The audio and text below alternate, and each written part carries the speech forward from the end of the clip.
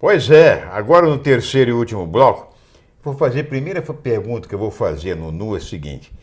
Você que já jogou no futebol do Rio de Janeiro, jogou pelo Vasco da Gama, numa época em que o futebol do Rio ainda era conhecido aí como, antigamente a gente dizia vitrine do futebol brasileiro, todo mundo queria jogar e tal, até. Você pensou em algum dia ver uma seleção brasileira numa Copa do Mundo no Brasil levar de 7-1? Assim como eu, tenho certeza que nenhum brasileiro dos mais pessimistas nunca pensaram uma situação dessa. Mas futebol é jogado, sabemos que se bobearmos, os negócios atropelam mesmo, e foi o que aconteceu aqui. Pois é, a gente vê, por exemplo, um campeonato paulista. Eu sempre digo que o futebol de São Paulo, evidentemente, que é muito mais organizado. Federação, é uma federação muito mais rica, não sei se pelo menos emprega melhor o dinheiro. Inclusive, a gente sabe que eu tenho amigos lá em Bauru, lá no interior, e tu diz, olha, não, a federação ajuda, inclusive, às vezes alguns clubes do interior que estão em situação difícil e tal. E você vê que, por exemplo, a Ponte Preta eliminou o Santos na final, desse quadrangular final do Campeonato Paulista, não é verdade? Então, como é que você acha o quê? O motivo desse futebol do Rio de Janeiro ter caído tanto ultimamente? Olha, na minha opinião, a federação é o que mais prejudica o futebol carioca, porque cada ano que passa é uma regra diferente, é um campeonato diferente. As equipes pequenas que teriam que ser beneficiadas com certo tipo de ajuda não são. Então, isso dificulta bastante, principalmente para as equipes pequenas, poder projetar jogador, para poder vender jogador. Na minha opinião, o futebol carioca, o campeonato carioca é feito só para os 4 grandes. Porque eu vejo hoje todo mundo falando que os 4 grandes não querem vir a Campos jogar porque é longe. Poxa, no interior de São Paulo tem clube que viaja umas 8 horas de ônibus para jogar uma partida. Exatamente. Sai da capital, vai Araraquara, vai Ribeirão Preto. Sim, às vezes não volta, fica uma semana fora de casa porque não tem como voltar para casa pela distância. Então, eu acho que falta mais planejamento, falta mais organização. Porque eu tenho certeza que se for um campeonato organizado, jogadores de alto nível vão querer vir participar do Campeonato Carioca, porque continua sendo vitrine e automaticamente o nível do Campeonato Carioca subirá. E é o que você disse, você acabou de dizer, quando começa o campeonato, você já sabe quais são os 4 finalistas. Exatamente. Não é? Não é? É verdade. O resto, eles são meros participantes, coadjuvantes. Quando acontece de um time de menor investimento vencer um grande, isso é um acontecimento. Mas, na verdade, quando começa o campeonato, você pode apostar. Flamengo, Vasco, Fluminense e Botafogo serão os finalistas. Acabou. Sem dúvida. Vou citar até um exemplo. Em 2002, quando eu ainda estava pelo americano, nós fomos campeões da Taça Guanabara invicto, o que nos daria o direito de jogar a final do Carioca. O Carioca. Sendo que eles mudaram a regra no meio do campeonato, nós tivemos que vencer a Taça Rio ainda, e mesmo assim eles fizeram um quadrangular final, sendo que o quadrangular foi feito para os grandes, como eu falei, e nós jogamos só a partida no Rio. Chegamos à final contra o Fluminense e tivemos que jogar as 2 partidas no Maracanã. O Maracanã e o Fluminense acabou campeão. E o Fluminense acabou campeão. Pois é, mas agora vejam, quer dizer, você estava naquele time do americano. Estava naquele time. Esse famoso time do americano, todo mundo comenta até hoje que o americano foi garfado, foi passado para trás, mudaram o regulamento. Quer dizer, era um ano, se não me engano, não sei se do centenário do Fluminense ou coisa parecida, e o Fluminense acabou com o título de campeão, né? Exatamente. Pois é, quer dizer que não valeu praticamente nada, quase que foi feito. Então, são essas coisas que acontecem na Federação de Futebol do Rio de Janeiro que deixam as pessoas, né, desanimadas. Quando é que se imaginou que num jogo, Flamengo jogando, vamos dizer assim, 7, 8 mil pessoas assistindo? É brincadeira. É brincadeira. É brincadeira. O futebol do Rio de Janeiro hoje em dia, o Maracanã sempre foi lá a catedral do futebol Grande brasileiro, palco, não é verdade? Entendeu? Não tem o Maracanã, não sabe se joga no Maracanã, se não vai jogar. Agora o Vasco e o Botafogo vão fazer a final agora, neste final de semana, agora no domingo, vão fazer a final da Taça aí, lá no Newton Santos, porque o consórcio da Odebrecht pediu que pelo menos administra lá, sei lá, o Maracanã, pediu 700 mil reais de aluguel para o jogo, né?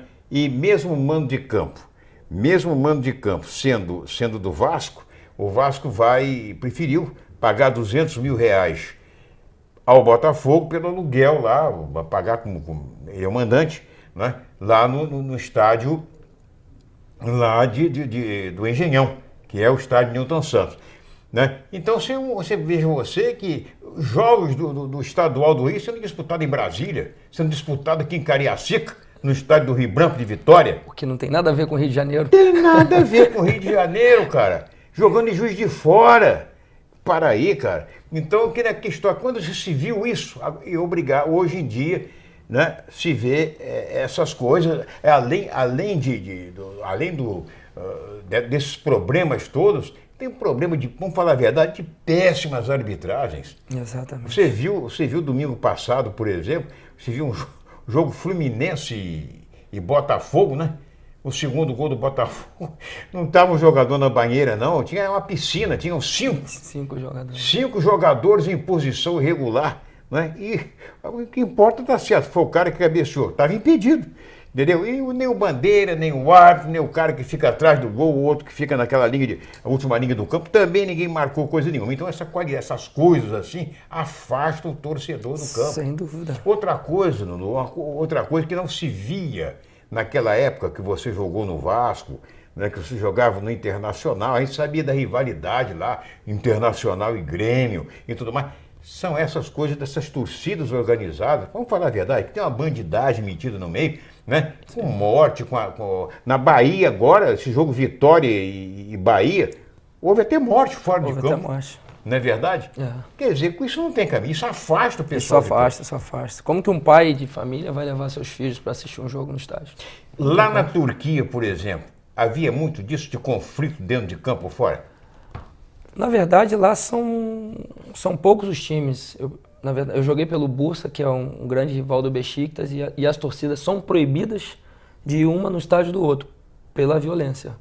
Mas não é constante, não é em todo lado, não é todo jogo, até porque se vê muitas pessoas idosas, muitas crianças nos jogos, então a diferença é muito grande, até mesmo pela organização do campeonato. Tem um policiamento que chega junto, entendeu? Tem uma certa punição para o torcedor baderneiro que vai ao estádio para poder arrumar problema, então isso facilita muito.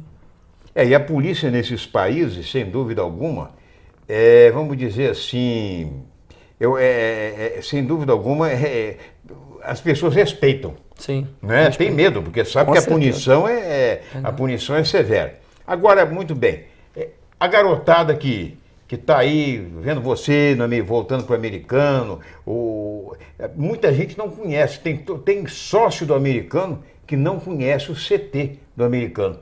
E realmente é um CT de primeiro mundo, as instalações sensacionais.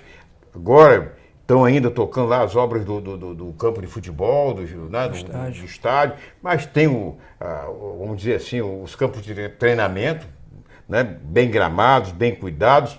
E essa garotada que quer, que vai lá, tem muito, o americano valoriza muito a garotada, faz um trabalho muito bom com a base. Há pouco agora fez um convênio recente com São Cristóvão aqui da Rua Machado de Assis. As crianças treinam desde o sub-13, tem até criança de 9, 10 anos jogando, entendeu? Então eu acho que é muito importante esse trabalho com a base, porque hoje em dia o time que não investe na base, eu tenho a impressão que não tem futuro. Sem dúvida. E toda equipe, seja ela pequena ou grande, ela tem que investir na base, porque, a minha opinião, a base é que vai dar o retorno financeiro para o clube se manter. Porque um clube como o americano, que não tem grandes patrocinadores, não tem grandes investidores, como vai se manter? Então tem que vender alguns jogadores para poder se manter. E agora esse novo americano com essa nova estrutura, eu acho que tem que investir bastante nos garotos, dar oportunidade aos garotos. Eu sou da base, eu sei como é esse, eu sei o que eu precisei, para que esses garotos possam crescer, possam ver um futuro brilhante pela frente. Vocês podem, vou encerrar o nosso papo dessa sexta-feira com esse rapaz que brilhou no futebol brasileiro, jogou no exterior, disputou Eurochampion. E vocês não vão acreditar no que eu estou dizendo. Ele me disse aqui que ele não teve um empresário. Porque geralmente o cara, quando vai para fora, é o empresário que negocia. Ele disse que ele mesmo negociava os contratos dele. Você mesmo. Exatamente. Eu saí do Ituano para a Turquia, eu não tinha um empresário. Eu saí do americano para o Vasco, eu não tinha empresário. Eu fui para o Juventude, eu não tinha empresário.